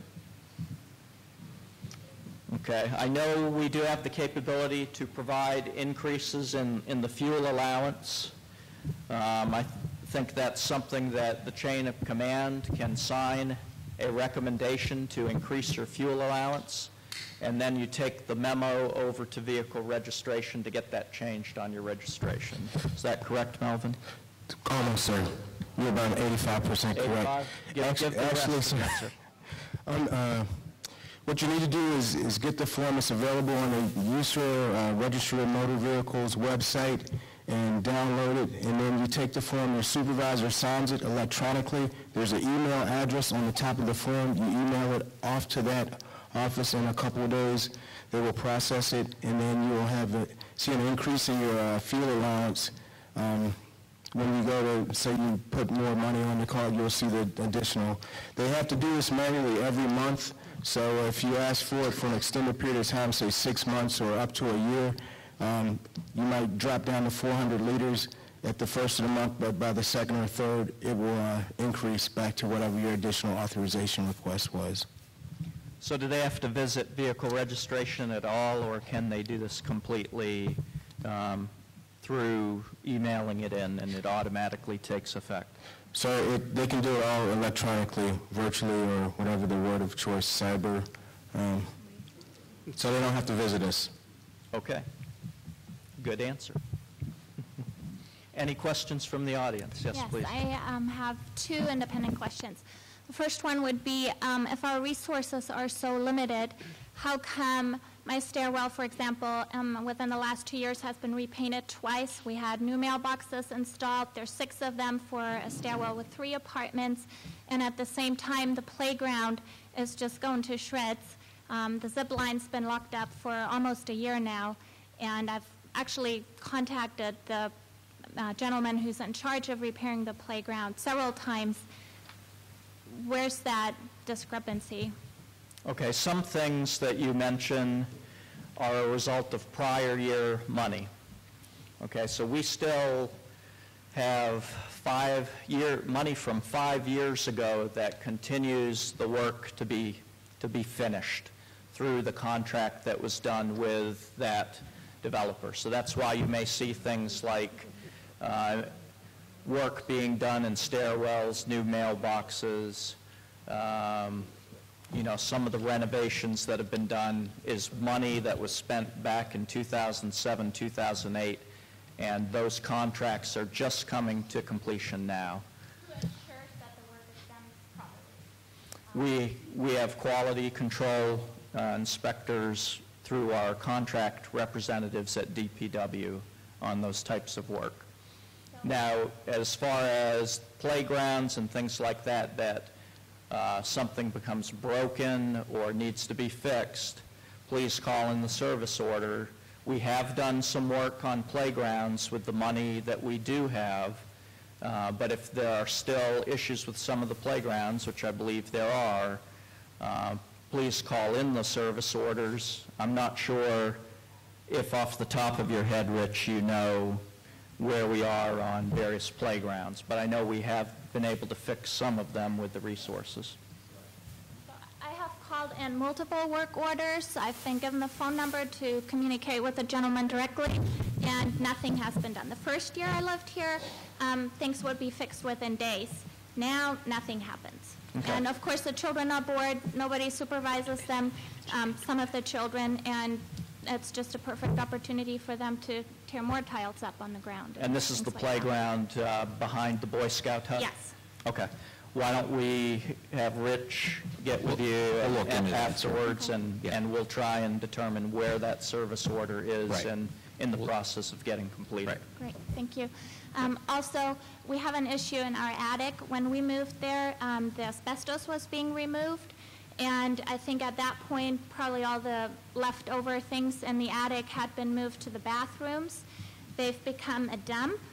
I have been to housing myself twice. I have called multiple people. I've talked to the NCOIC that's gone now. I've talked to the new one. I hunted down an inspector.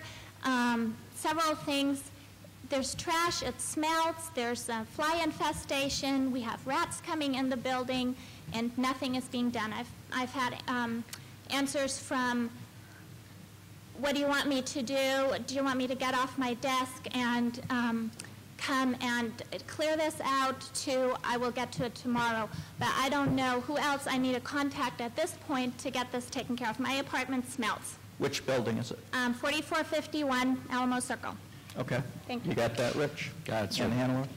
Okay. I guarantee you that we will go check that out today, and we will get right on that. Okay? Please.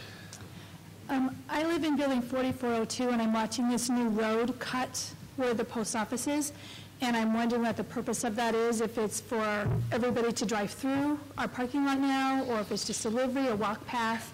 I'm concerned about the safety for our children. Okay. That is a new road that's being cut that the mail delivery trucks, when they come in, I believe it's sometime in the morning. Yes, sir. They come through and they will deliver the mail to the back of the mail site, and then they will continue through out the parking lot there in front of the mail site. The timing of it, I'm pretty sure, and maybe Ivor or Rich can talk to it further, is after, the deliveries are after the school hours. Can you expound on that? Yes, I can, sir. The truck certainly will come in after the school hours in the morning. I can assure you that. But as the commander mentioned, that road is strictly for the delivery and to take mail out. It will not be for use by the general public. And Okay, thank you. You're welcome. Okay. Any other questions from the audience?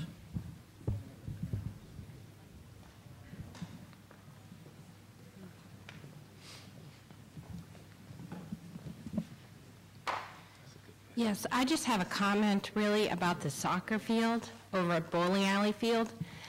There was supposed to be a lot of work done this summer, and there was vehicles positioned to do a lot of work to fix it, but nothing was done. And I sent in an ICE comment about it, and nothing was really done about it. So I was wondering why the work wasn't done. Okay.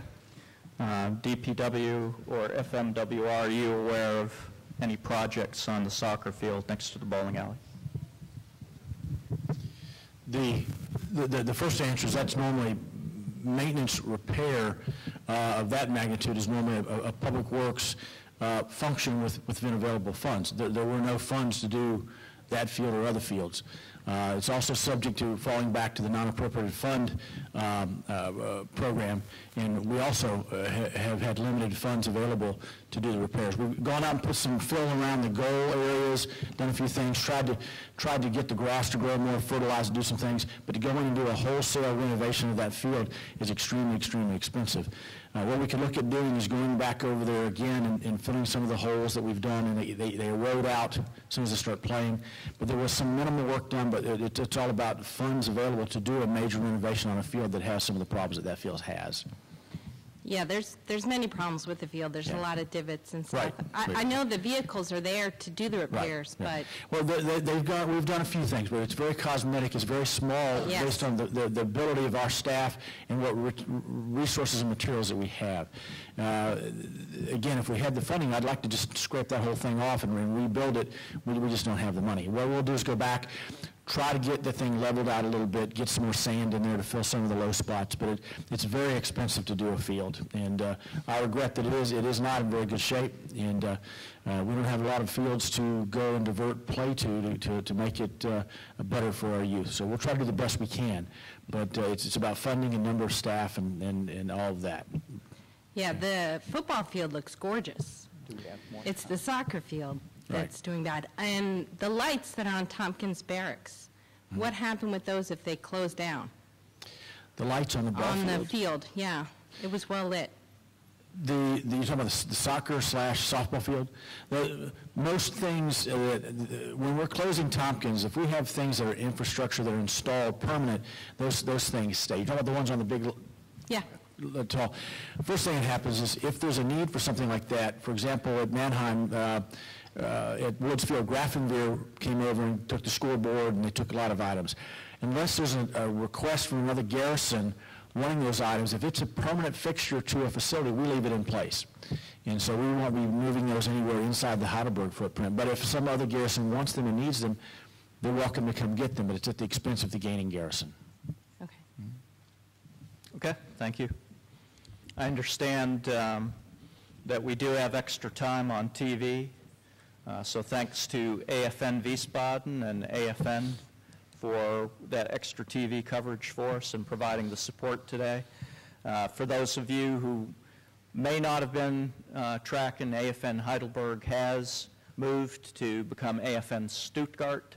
So most of our AFN support now is being provided by AFN Wiesbaden. We very much appreciate their help. You can listen to, now they do their AFN Baden-Wuerttemberg and Wiesbaden reports on their radio station. So good opportunity for you to get information, 98.7 on the FM dial. Okay, any other questions from the audience? My name is Michael Powers. I'm a faculty representative at Factory Henry Elementary School, also a fifth grade teacher. I represent 70 plus faculty and staff. The principals said that you're going to get a good education this year. You are. Your students really will get a good education. We have professional staff there. We do have some questions. Most of us live off base, or really all of us do. For housing, how long will housing be available to help us out? Okay, our office will be there until 30 September 13. So we will be available until the last day. It depends on, do you want to move now or do you want to move later? Or? Well, we don't know where we're going, just like most people. Same thing, a lot of us have government furniture, washers and dryers. Yep. Do they move to the next duty station if we stay within Europe? Can we purchase those? Or No, you what cannot happens to those? purchase those, but when you have appliances you cannot move, but the government furniture you will be able to move. We do a lateral transfer to the new to the new duty station you are going to. So that's not a problem. The appliances you do have to turn in. So if you are going to stay within Germany, we can laterally transfer your furniture. Okay, thank you. Another big question, CDC, will that stay open till 30 September? The CDC will stay open as long as we have two things. We have children enrolled, and we have staff to provide care. And we do know that there are some members of our staff that are going to stay with us to the end, and they're going to retire. So when we get to a certain number, and that number is about 12 to 15 children, just like we had at Mannheim, we can still provide 1 or 2 rooms.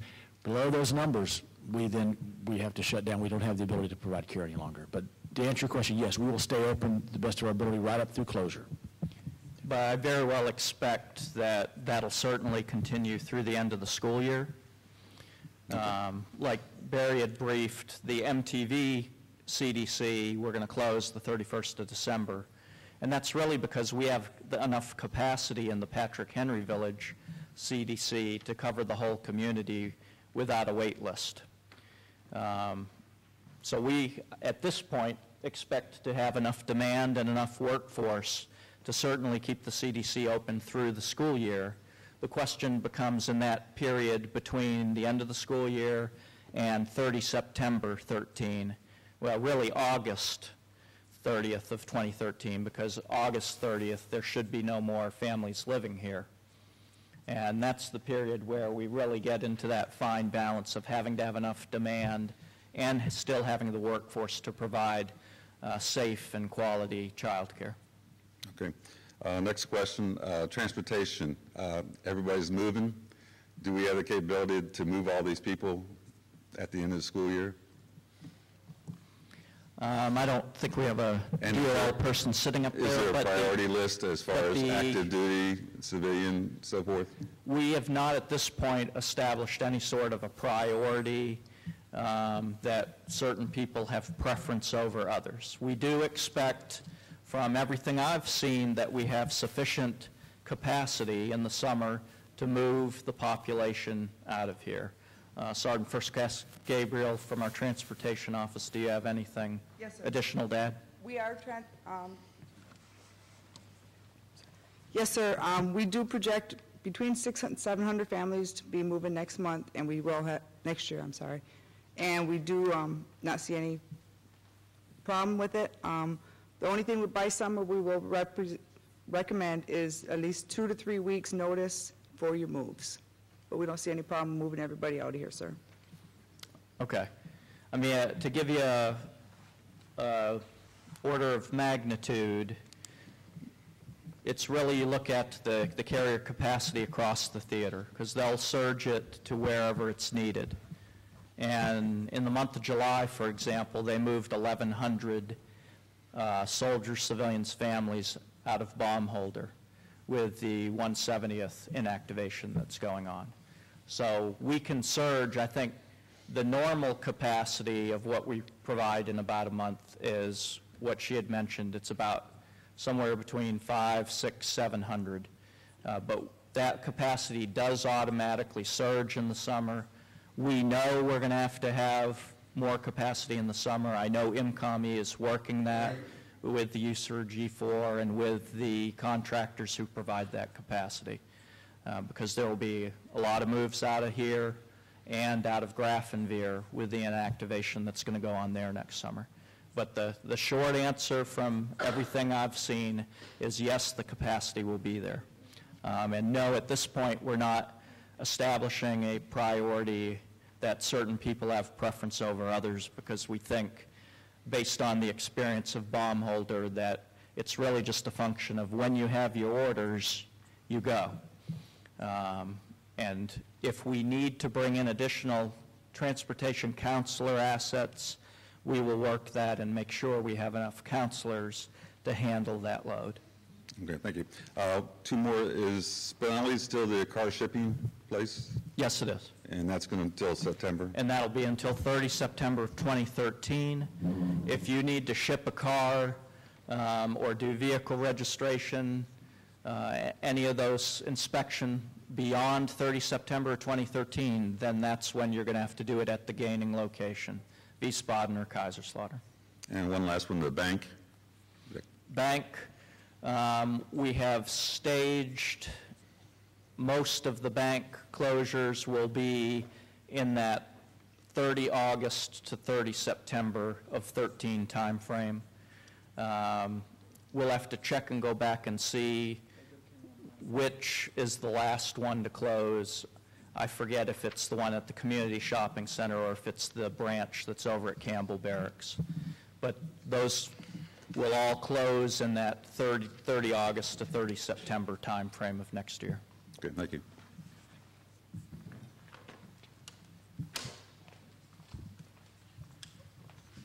I actually have two questions. We live on MTV, and as services have gotten lower, we have only 2 families left in our building.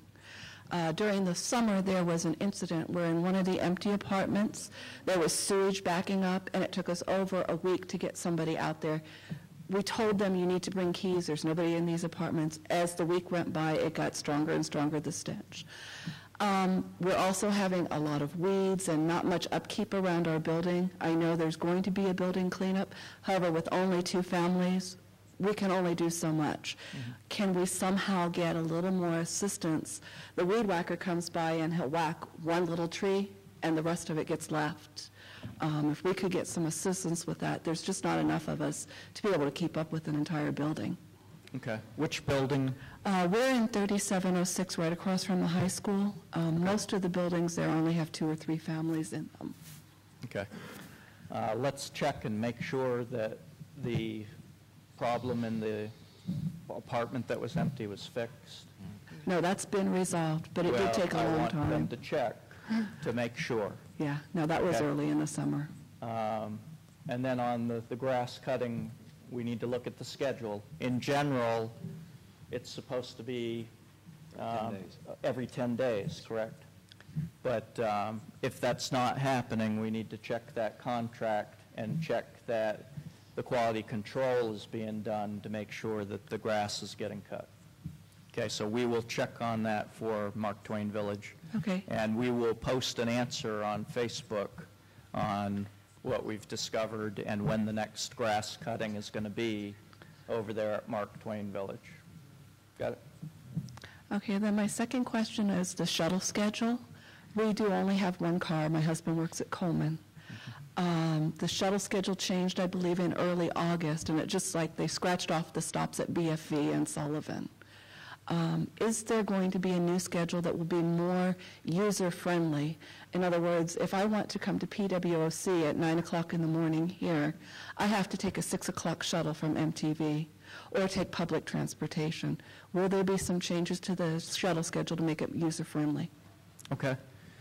Sergeant First Class Gabriel, I don't know if you have an answer to that question on anything that's ongoing to look at the shuttle bus schedule. I would tell you, I know one of the key limitations we have is the number of bus drivers that we have. Yes, sir. That is our big issue right now with bus drivers, sir. But we are looking at redoing the bus schedule. And part of it, we will hopefully make a better bus schedule because Tompkins Barracks will be stopping, so we'll be moving the bus schedule around some to hopefully accommodate more people, sir. Okay. Let's take a look at it, and within the next 2 weeks, I would like to see us put out if we're going to have a revised schedule or not, and what that schedule's going to be. Yes, sir. Because I think with the closures we've got at Tompkins, Sullivan, and BFV, we may be able potentially to increase our frequency since we're going to fewer places. Yes, sir. But we will have to take a look at it and get back to you with a revised schedule. And a lot of it, again, depends on our bus drivers and how many we have, because we do have a dwindling workforce. Okay? Another Facebook question. If we elect to not relocate, are transportation entitlements retained? Will current government furniture appliances be required to be turned into Heidelberg furnishings, or can a hand receipt be issued so these items may be taken to Wiesbaden? And I think, Hannelore, you already pretty much answered that question. Yep. They can lateral transfer the furniture to the Wiesbaden office if they're moving to Wiesbaden. Right, but not And the appliance. Don Meyer over there, the housing chief from Wiesbaden, is here, and he's giving me the thumbs up as well. So I know we've been working that with the other housing offices here in theater to make sure you can do that transfer. If we elect not to relocate, are transportation entitlements retained? Do we have somebody from the G1 area or CPAC who can kind of address that on transportation entitlements? I'm Dave Fulton with the Relocation Task Force for Headquarters USARA. I don't think it impacts our transportation entitlements, but I think the point to be made is that if they're given orders to move, if they're a civilian, they have 1 year to execute those orders. So they can't, if they decide right now this year not to move, but they wait 13 months and find that perfect house, those orders that they received won't provide them transportation to their new location because you only got 12 months. But I don't think the fact that you choose to stay here in Heidelberg and not relocate to Sembach or Wiesbaden, that you lose your transportation entitlement to go back to Conus. I mean, your appointment is what authorizes you that. Okay. So you don't necessarily lose the entitlements when you go back to CONUS, but the orders will expire after 12 months, correct? Correct. Okay. Another question from Facebook. Must Army civilians relocate if they only have less than 18 to 24 months left in Europe without an extension guarantee? And again, I think the bottom line answer on that is that no, you don't have to relocate, but you accept a lot of risk by not relocating to your gaining location. You're taking risk that those orders are going to expire, so if you do decide you want to move at a later point within the theater, that becomes difficult. And you need to have the understanding, just as I stated up front, that the individual logistics services support will not be here. So you will be having to go to Kaiserslautern, Wiesbaden, Stuttgart, whatever's closest to get those support services. And like we said, there will not be buses or other transportation that the government is providing here in order for you to do that. So you do that at your own risk if you choose not to relocate to your gaining location. Okay, a question from Liberty Parker. What is the clinic in Wiesbaden doing to help retired civilians with chronic issues such as diabetes and heart disease? And Rachel, I don't know if you can speak for the Wiesbaden Clinic, but you can probably talk in general to the standby for retirees. Yes, sir. I can't speak on the Wiesbaden Clinic, but what we are doing here in the Heidelberg footprint is we're working very closely with Launchstool on some of these more complex patients to help them one-on-one in what their options are. Launchstool is looking at their capacity to try and accept some of our retirees and our GS civilian space available patients into their primary care.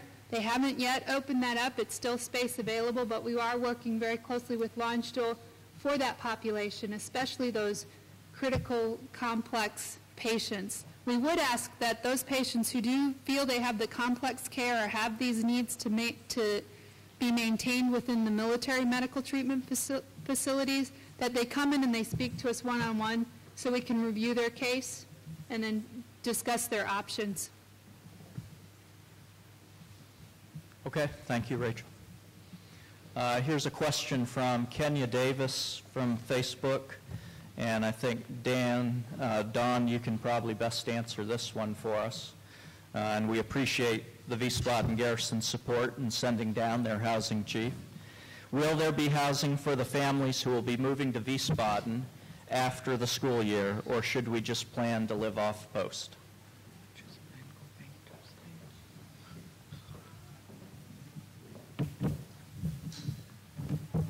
Thank you. I'm Don Meyer, the Chief of Housing in Garrison, Wiesbaden. It's a pleasure to be here, and it's great to be back in the Baden-Württemberg community. The bottom line up front on that question is yes. Quarters will be available for families that want to move on post or off post. It depends on the availability of quarters at time of assignment upon your arrival. The most important thing, as Ms. Thomas had pointed out, is once you get your orders, is to contact the housing office in Wiesbaden. We can place you on the housing list 60 days in advance for ITTs and COTS moving to the Wiesbaden footprint, and we can go ahead and start projecting you for quarters that meet your grade and bedroom requirement. We have plenty of available quarters in Wiesbaden right now. We're housing 100% of E6 and below on post, and over 70% in every other category in housing, from E7 through officers, and some of the categories were even at the 90% range. So we have plenty of available quarters available for families moving to Wiesbaden. So get us the orders, get up the housing, and we will definitely assist you with getting quarters. Is there any expectation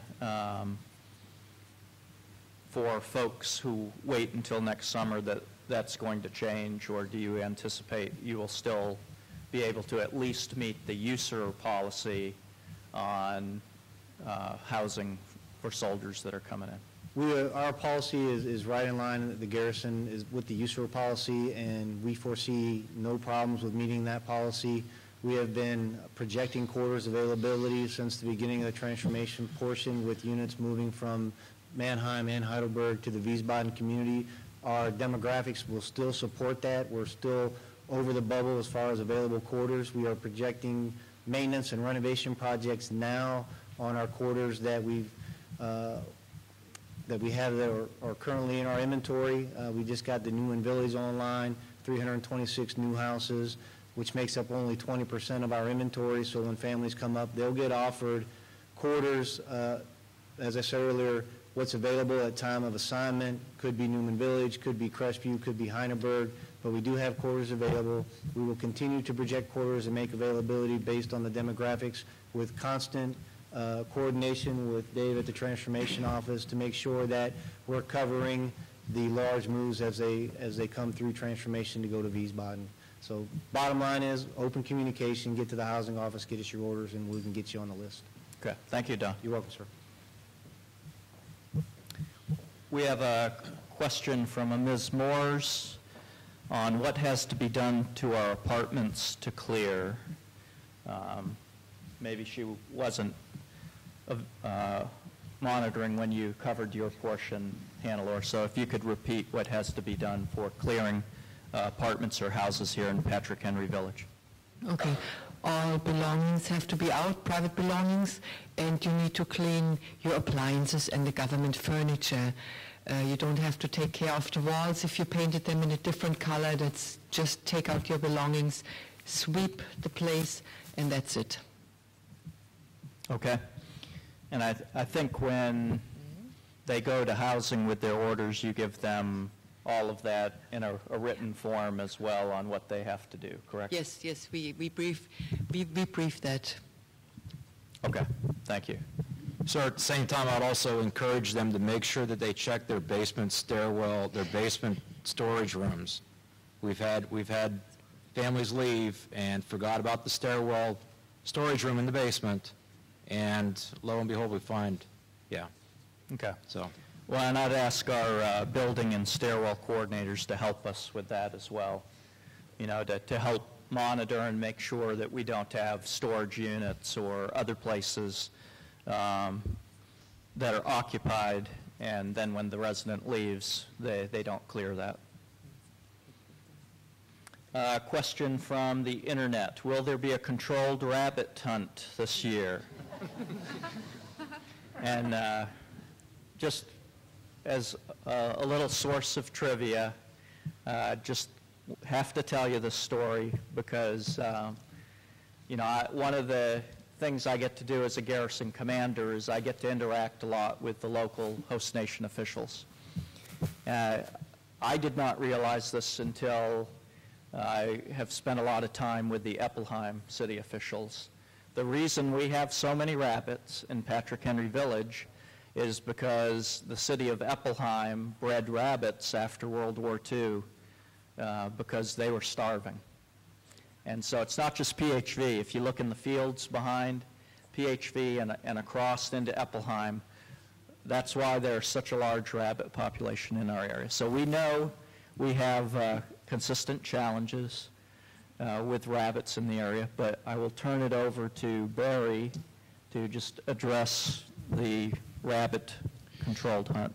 Okay, in cooperation with Public Works, the FMWR, the Rod and Gun Club, and our licensed hunters, 2 years ago we did a controlled hunt very successfully and removed hundreds of rabbits, and it was a very visible reduction in the population. There's a request that's been submitted to the German Forstmeister to do another rabbit hunt, a controlled hunt, in the housing area. It's very well controlled, very safe. It's licensed, registered, screened hunters. They have escorts to go with them, and that will begin once we get the final approval in mid to late October until February during the cold weather winter months. There's very specific times you can do hunts, and so we will be doing that. It will be with a very small caliber 22 rifles with scopes and very, very experienced hunters with vests at certain times of very early morning and in the evenings in areas that are less populated or in open fields to ensure the safety of all the residents. So that will be happening, it looks like, this fall, starting in about 4 weeks. Okay, and as we get more details on that, we will publish those details so the community knows when the hunt will be going on, so that nobody's surprised if they see a licensed hunter out there. And so we did, the only feedback we got from the hunt 2 years ago was residents coming out during the hunts wanting to know how they could sign up to be one of the hunters. And that was the only feedback we got. Everything else went well. So unfortunately, though, it can only be the registered hunters that we have there screened by the Forstmeister. Okay. Any other Facebook questions at this time?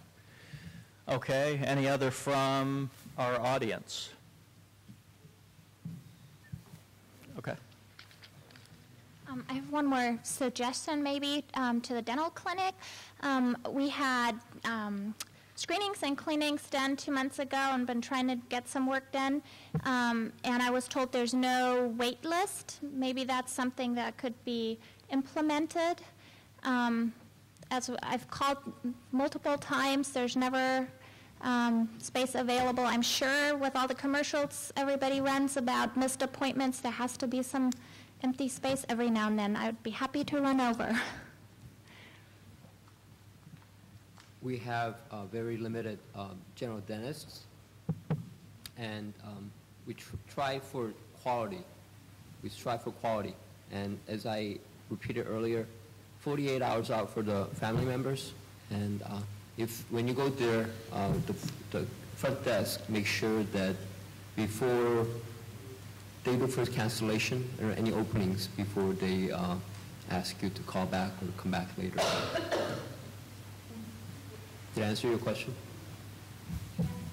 Okay. I've done that, but I just think it would be nice maybe to keep a list of people that would be willing or able to come within a few minutes' notice in case there's a no-show. Yeah, I think the suggestion is just that for the civilian family members who come in who say they are willing to receive a call back if there's a missed appointment and come in on a short notice. Thank you. That's a great suggestion. I'm gonna look into it and probably start that. Okay. Yeah, if you could at least take a look at the suggestion, see if it is possible to implement, and you can share the answer with my PAO, and we can post that on Facebook for the community so that they know if that suggestion is possible to be implemented. Okay, thank you for that suggestion. Anything else from Facebook? Anything else from the audience? I think everybody's fun meter is pegged on the town hall. Okay, thank you for your attention. I would say just a couple last things in closing. The question about the grass and the grounds maintenance, believe me, we have identified that as an issue, not just in MTV, but across a lot of the areas of our garrison. And we do get those calls and those questions, and I put the DPW through the ringer quite frequently on the grounds maintenance. We do have contracts in place. What we need to improve is the performance of those contracts, and we understand that, and we will strive to continue to do that right through to closure. Try to be patient with us, and we'll do our best to QC those contracts and make sure that the grounds maintenance is being done as we're paying for it. Okay. Again, vote with your feet. Continue to give us your feedback. We do welcome that. We understand sometimes the questions are tough, and you know, it's not always easy in a garrison with diminishing resources to give you everything you would like to have. But we certainly want to make sure you have what you need and that you have a good quality of life that's commensurate with your quality of service and meets the Army Family Covenant. And that's our commitment to you. If you at any time feel you're not getting the answer you need out of one of our service partners, the Sergeant Major and I are available, okay? And we take those questions and we will get the right emphasis on it. So don't hesitate to contact us through ICE, through Facebook, or directly to my office, DSN 373-1300 or 1310. Okay? I very much want to thank AFN Wiesbaden again. We've had a great partnership with AFN in doing our town halls in an interactive fashion, and I think it's been very effective in helping us to get the word out and also to get more questions that benefit everyone. And so AFN Wiesbaden as our new partner, we very much appreciate your support and your continued support. Thank you to all of our service providers as well today. Our commissary manager was here earlier today. She provided the food that you see in the back and some of the door prizes that we're going to do now, but she did have to go back to the commissary to get the cash machines, the registers there working after the power outage today. So that's why, unfortunately, she could not be here today. Okay, so I think we're at the point now where we're going to do the drawing. And for those hardy few who stayed to the end, we'll do the door prizes.